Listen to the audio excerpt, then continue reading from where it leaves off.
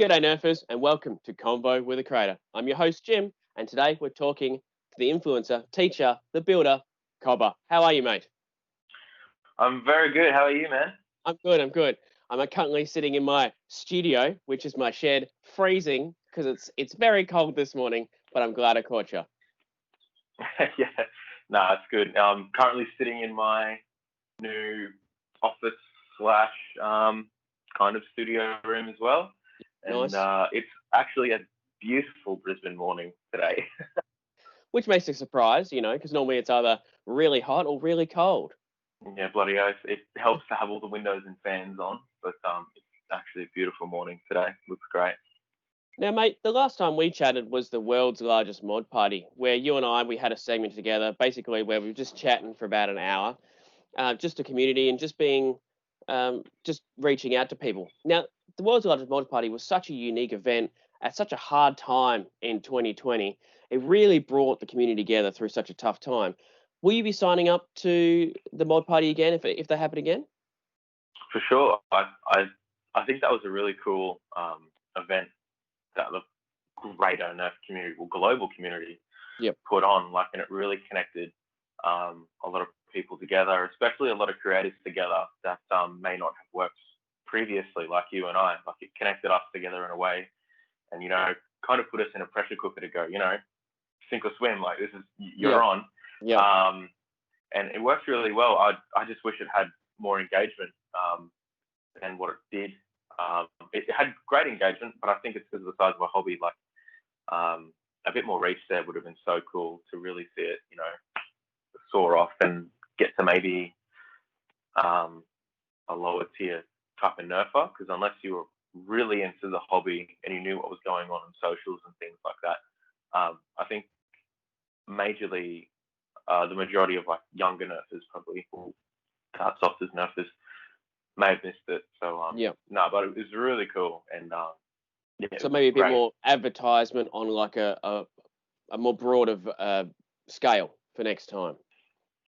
Maybe not advertisement, because well, kind of advertisement, but I just wish it definitely got more attention. It seems that and it's always going to happen, with creators or people in the community that are higher up the ranks and a bit more popular than the rest of us.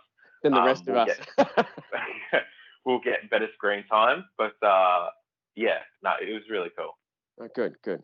So what was the main takeaway that you got away from the whole experience? The main takeaway I got actually was how I could present myself like that in a live situation, and it actually gave me really good confidence moving forward with stuff in a professional sense. Actually, during some of my job duties, I've got to do a few presentations and show stuff off to a couple clients, and I know for a lot of people, especially when I was little, I had a really hard time with public speaking,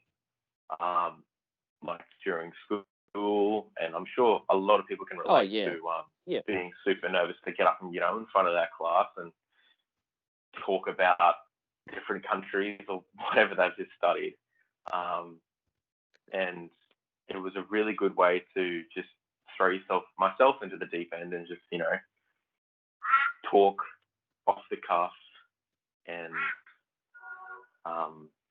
give myself confidence. Nice. That's definitely what I got out of it. It was a very nerve-wracking experience for me because I've never done anything like that before, but it was a great experience. To help, even just to chat to randoms on the internet talking about the hobby, it was a great experience. And if they invite me back, I'll definitely be putting my hand up. 100%. I think we'll have to do the same segment next year. Oh yeah, and it was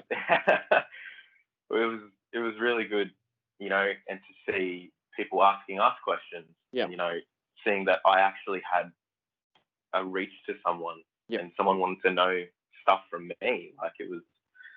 It was really cool. So speaking about your reach and your influence, you started your YouTube channel way back in 2015, COBBA Crazy. Go and subscribe, everyone, by the way.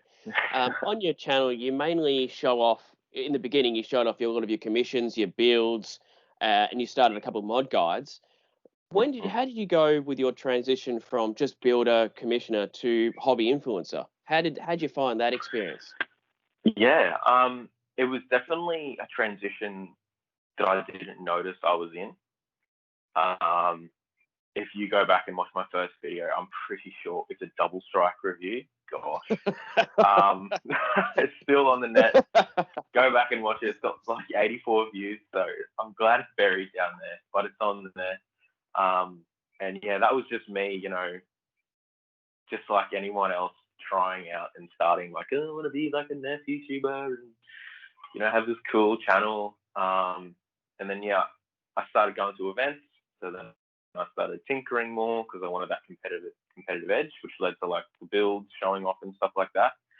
And then I noticed I would get like a lot of questions, or I'd see a lot of questions online about, how do you do this? How do you do that? What's the best way to do that? Or like, still to this day, there's like, how do I mod my Strife on Nerf Modders Welcome probably every day. And before I put my tutorials out, Make Us Battle had that out for the Strife and the Rapid Strike.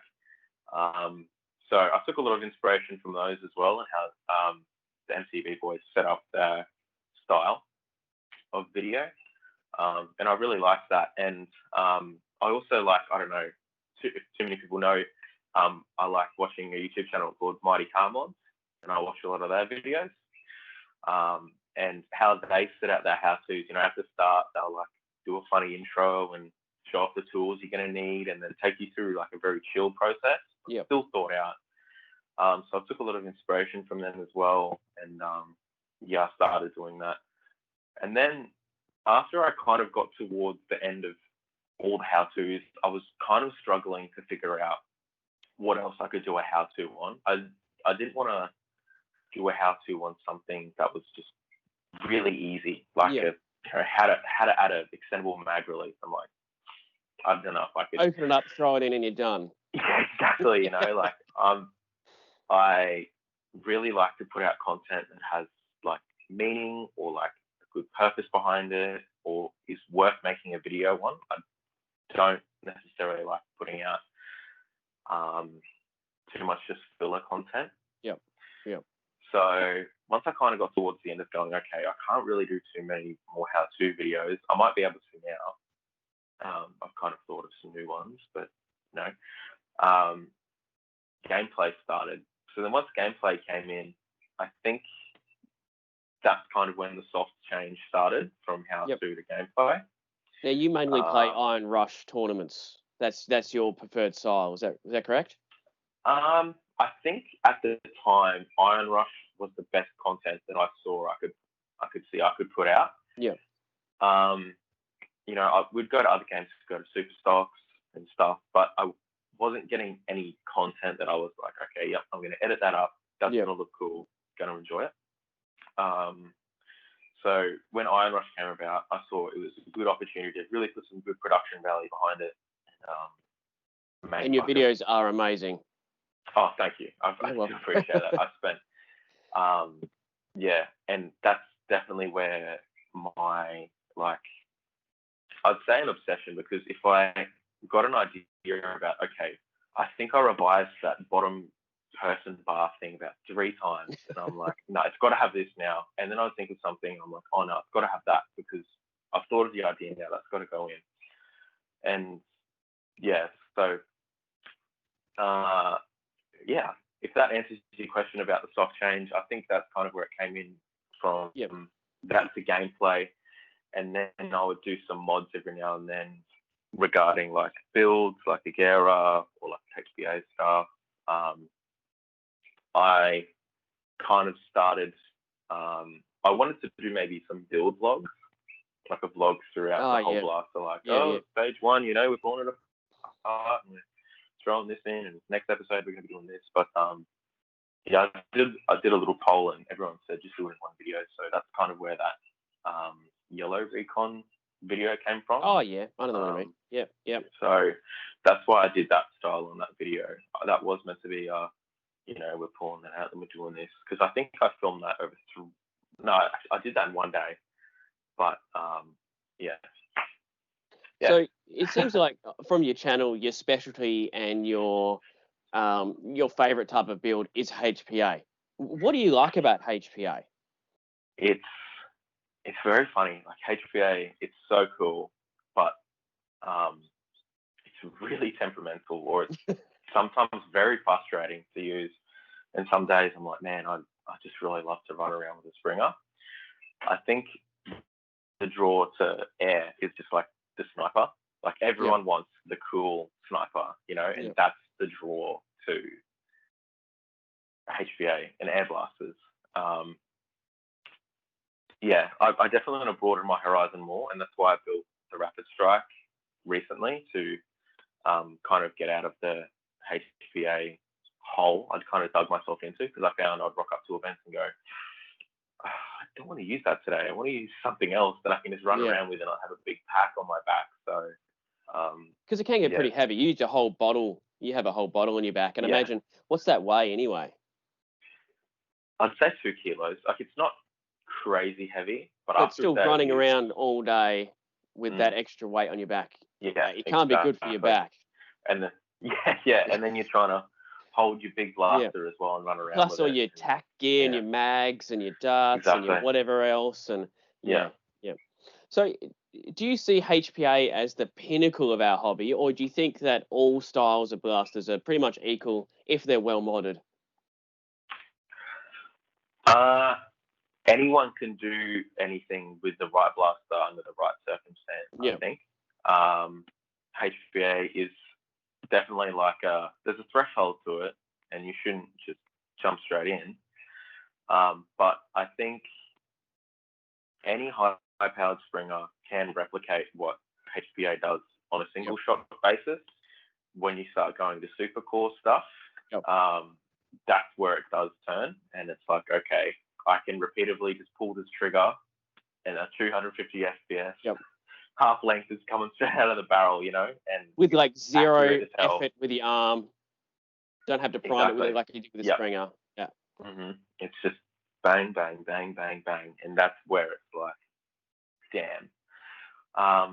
But then again, I've been so many times I've been taken out from a Caliban across the field because I wasn't looking over there and someone got a flank on me. And that's where the cunningness of, someone having good objective and awareness of the game mode can just open it up and take me out. I've always said to new members that come and play at our matches is, it doesn't matter if you have a stock blaster or a high-powered one, you're still going to get tags, because we play in a lot of CQB environments, and we've had people tagged out with a stock Judge. I mean, that's the shittiest blaster you can imagine. And so someone just didn't check their corners, and they got taken out. So it doesn't matter if you have a really good high-powered thing or a low-powered stock, you're still going to get tags. And then that's just their gateway.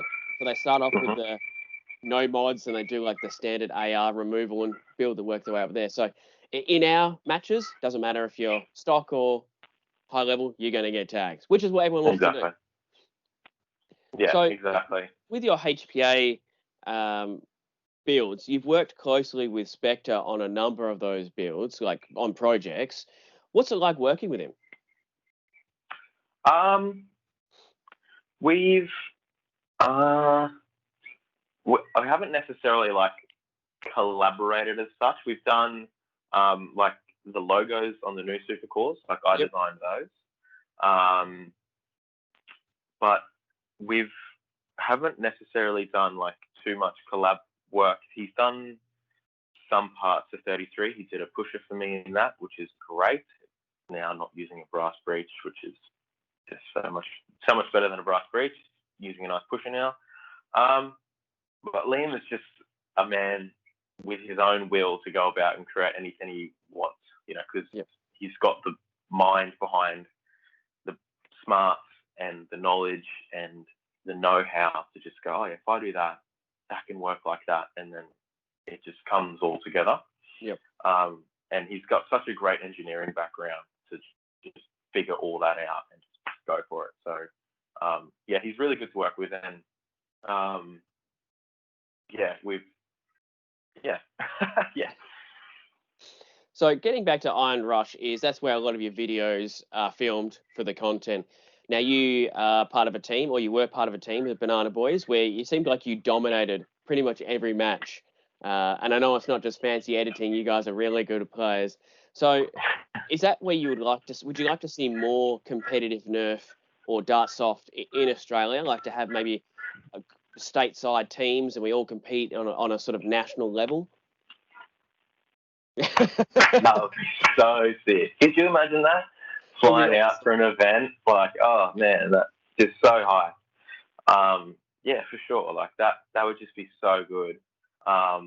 We've like within the admin team here at Brisbane, we've definitely talked about that before. You know, like trying to do it and wanting to do it, but there's so much behind the scenes stuff that has to go in. Yeah, it's not just like, okay, rock up here, let's just play in a park. You know, it's like yeah. It's a lot of work for definitely not much in return for the people that do it, besides the warm fuzzy of, hey, I put that on. Yep. But like, if that ever became a reality, like, you best believe I'm buying my ticket. I'm going to be the first one there to be playing, because that'll be mad. Yeah. Because we've in WA, we've recently started our own Iron Rush type league here. So we're it's only the first season, so we're hoping we can get a bit more interest and build up that side of the hobby. Because some people just want to play high-powered events; they don't want to play low-powered stuff that we have at our normal matches. They just want to do competitive play, which is great. But if we can get the player base, we may be able to increase it and have other tournaments with other states. Exactly, and that would be just great. That of the and it's just the size of the player base, which just restricts us. And then with the uprise of gel ball in Australia, we're starting to see a lot more people go to that, which is difficult to watch. So it's just definitely getting a good player base behind it. If we had enough interest, I think we may have had something already, because it's gel ball. Been around for 2 years now, maybe in Australia, and they have competitions, you know, on the monthly with all the teams that they have. So it's definitely a hard pill to swallow to watch this hobby just undermine everything that we've done in Australia for the past 10 years. So speaking of gel ball, like, how do you think there's space in the community for both types of markers? So you got Dart Soft and then you got gel ball. I know there's a lot more people towards the gel ball at the moment, but you think there's room in the community for both of those type of marker based sports? I think so. I think definitely one of the, you know, appeals to gel ball was that this looks like a real gun. It's, you know, I go out and play and I can be epic Call of Duty man. And, you know, as people probably have seen, I've got a couple of videos on gel ball myself. It's really fun. It is definitely fun. Definitely very different. It's a lot of spraying and holding angles, as I've definitely said in my couple of videos. It's very different.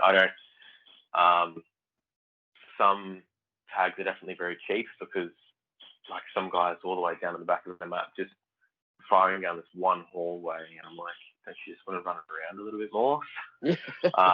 Well, when you have like 1,000 round mag, it's easy just to hold the trigger and just point it. Yeah, exactly. It's it can get like that. I think there is space for both. You know, Brad's gone down and done a few videos as well, and now the SA people are starting to play Nerf more, so who knows, they might see enough surges in Nerf there as a replacement for gel ball, you know, which would be very interesting to see what happens down there. But there's definitely space, and I'd really like to see us get to that point as well. Like, it'd just be really cool. I think the problem comes, my personal, is that we call it Nerf, and there's a general community perception of the word Nerf. It's for kids, but as you know, a lot of the stuff that we use is not for kids. You're looking like some of your HPA gear can go up pretty high FPS, like 300 FPS, I imagine, more probably. Some of the stuff I use probably maxes out about 200, but no way would you play with a kid with that type of stuff. So, is it worth? Do you think it's worth trying to change the name of the hobby instead of using a corporate name like Nerf? Should we be going like the Dart Soft route? 100%. I 100% think that we should start calling it Dartsoft, and I've done it a few times in my gameplay videos. Called it Dartsoft. Well, it makes sense. You've got try and Airsoft, feel Gel the water. Soft, Dart Yeah. Soft. Exactly. And I think it definitely changes that public perceivance of, oh, they're just running around with yellow Mavericks in the park shooting at each other, you know. And that's definitely, you know, if you said someone, oh, I played with Nerf stuff on the weekend, that's instantly what parents or some, like, it's good for kids to say, I play with Nerf, because they know what you're talking about. But the audience that we need to start reaching out to now is people like myself and people like our ages to come in and not have that overhang of just playing with Nerf blasters. Yeah, the stigma. No, it's Dartsoft, because, yeah, you know, gel balls, they call them blasters. Yep. So there's no real hate around that word. So Nerf blasters work, or Dartsoft blasters work. So I think definitely giving it a rebrand and a shift in that direction could see it spread out a bit more. Yep. But yeah, it's very interesting. It would be hard to do because the name is so ingrained in the hobby. Oh, I'm just going nerfing, or this is a Nerf blaster, or even if it's a Buzzbee or a Adventure Force, it's still a Nerf blaster, because that's just what the hobby colloquially knows it as. So it would be a very hard uphill battle to change the community name of the sport. Exactly. And it's so annoying when, you know, everyone will say, oh, that's a Nerf gun, but they'll look at a gel blaster and call that a gel blaster straight away, because that's what they first heard it as. Yep.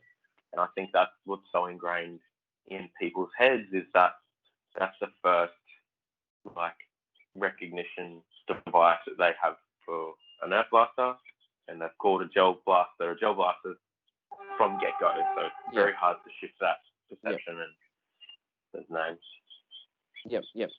So when it comes to gel ball, do you think that people like the milsim aspect of it more than, like, because they can dress up in their favorite COD player or whatever?